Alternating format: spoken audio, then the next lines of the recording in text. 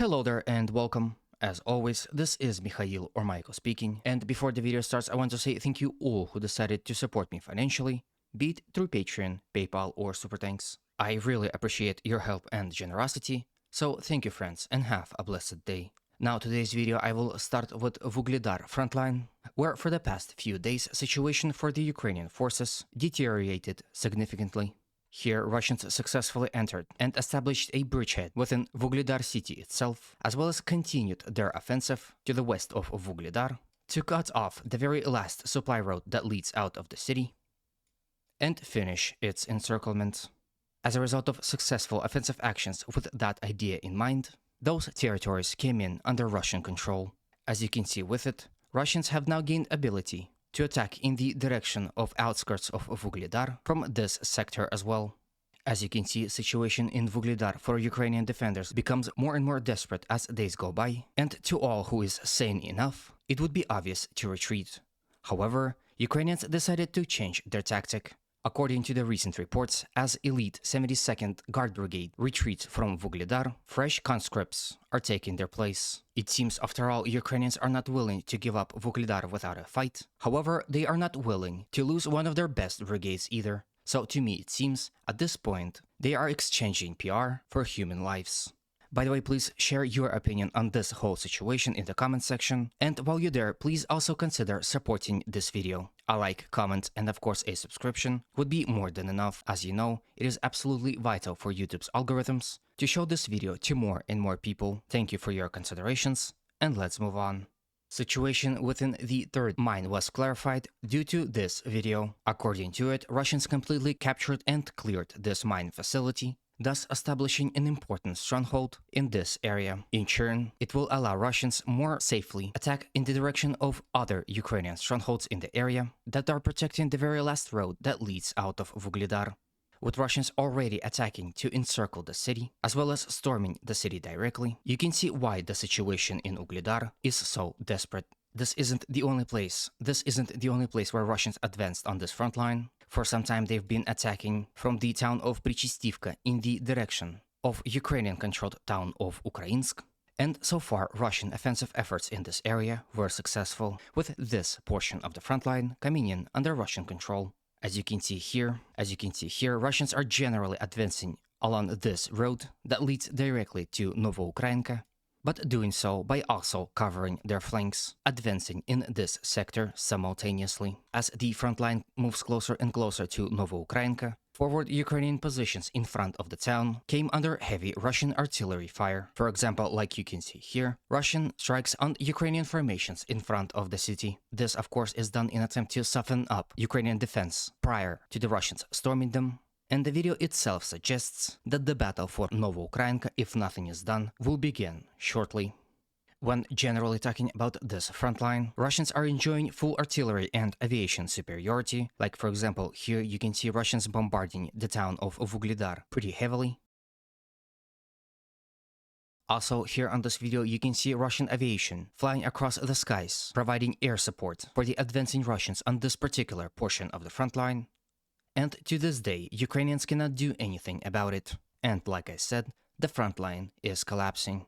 From Vuhledar front line, let's move to Pokrovsk, where interesting situation is developing around recently captured village of Zhelanne Druge. As soon as the Russians captured this village, all of the Ukrainian formations located in this general area ended up in operational encirclement and slowly began to retreat.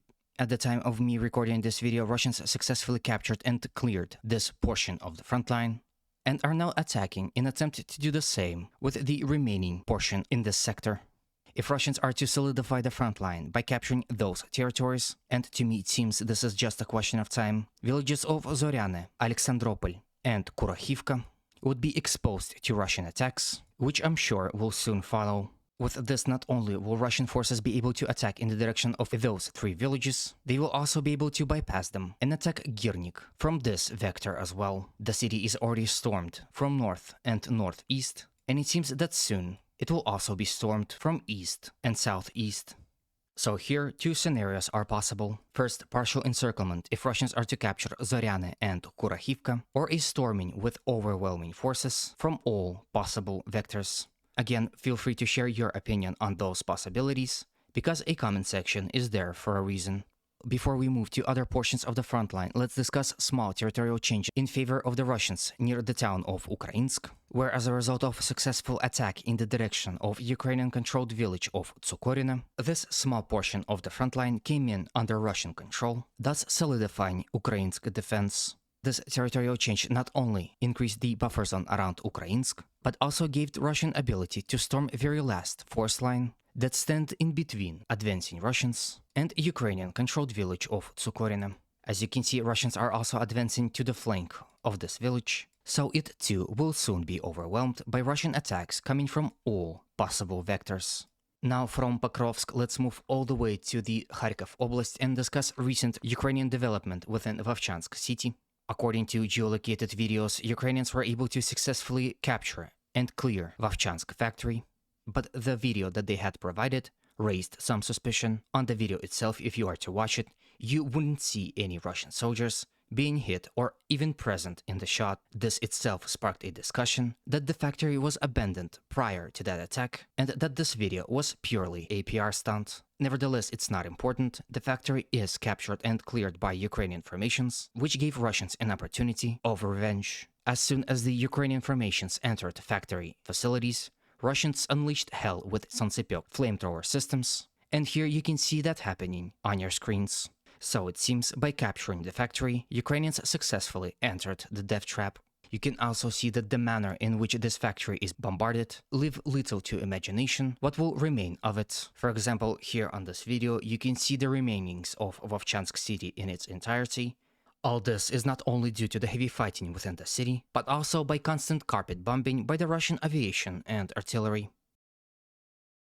Now, at the very last, let's move to Kursk Oblast and discuss recent territorial changes there as well. Ever since Ukrainians withdrew from the village of Borki towards the town of Plekhovo, Russian forces gained initiative and were on attack ever since then. And as a result, those territories came in under Russian control. As you can see now, Russians are in close proximity of Plekhovo village, the battle for which I'm sure will start within a day or two. Generally speaking, Ukrainians are continuously fighting here in this area, seemingly not willing to admit the failure of this entire offensive, and although occasionally they are able to capture some territories here and there, generally speaking, Russians already solidified the front line, and this is why Ukrainian attacks in this area become less and less effective. Russian attacks also continue across the entire front, however, as of right now, without any clear result. Ukrainians are also continuing their attempt in attacking towards Obuchovka and Veselaya. As you can see, they managed to establish a small bridgehead within the forested area in the outskirts of Obuchovka village.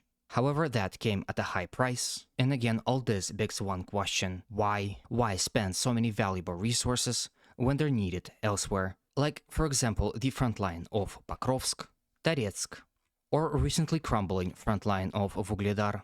All of the troops that Ukrainians are now losing in Kursk Oblast could have actually saved at least one front line from collapsing. But I guess I'm not smart enough to comprehend Ukrainian command's genius. And if you think this is something smart, please do explain it in the comment section.